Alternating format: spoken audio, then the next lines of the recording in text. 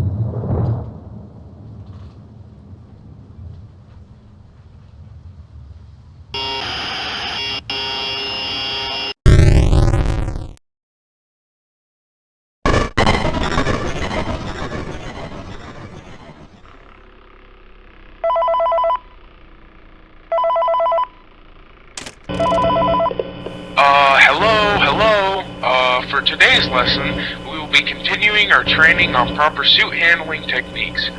When using the Godzilla suit, please make sure the mechanical wiring and animatronic parts are tightly compressed and fastened by the spring lock located near the base of the tail. It may take a few moments to position your head in a comfortable manner in between the endoskeleton's mouth wiring, where you can move and create authentic roars. Try not to nudge or press against any of the spring locks inside the suit. Do not touch the spring locks at any time. Do not breathe on the spring locks, as moisture may loosen them and cause them to break loose.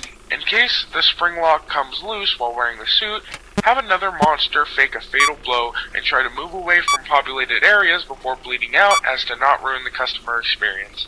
As always, if there is an emergency, please go to the designated safe room. Every location is filled with one extra room that is not included on the digital map layout or the animatronic or security system programs.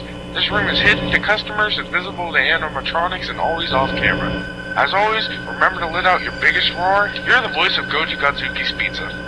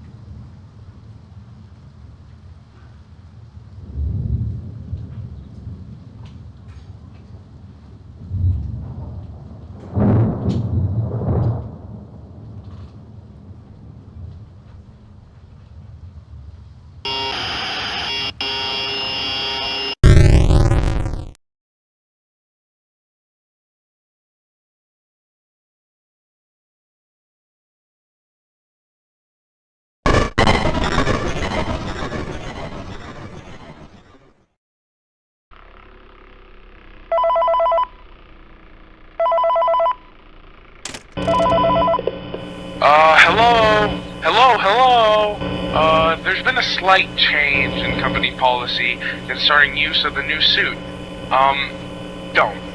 After learning of an unfortunate incident at the sister location involving multiple and simultaneous spring lock failures, the company has deemed the new suits temporarily unfit for employees.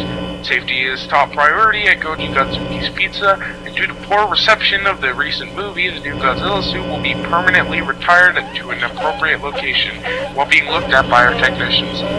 Until new suits are designed, you will be expected to wear the temporary rubber suits provided to you.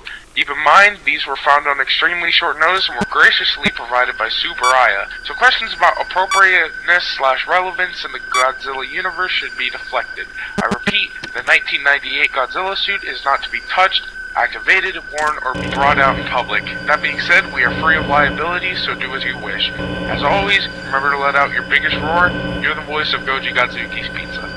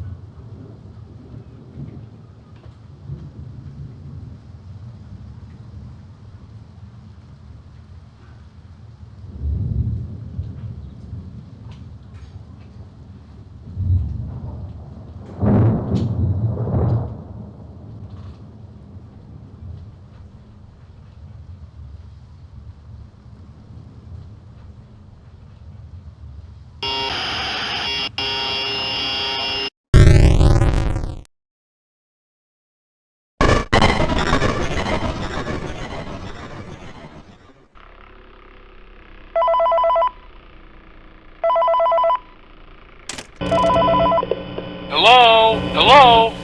This is just a reminder of company policy concerning the safe room. The safe room is reserved for equipment and or other property not being currently used and as a backup safety location for other employees only. This is not a break room. It should not be considered a location for employees to hide and or congregate, and under no circumstances should a customer ever be taken into this room and out of the main show area.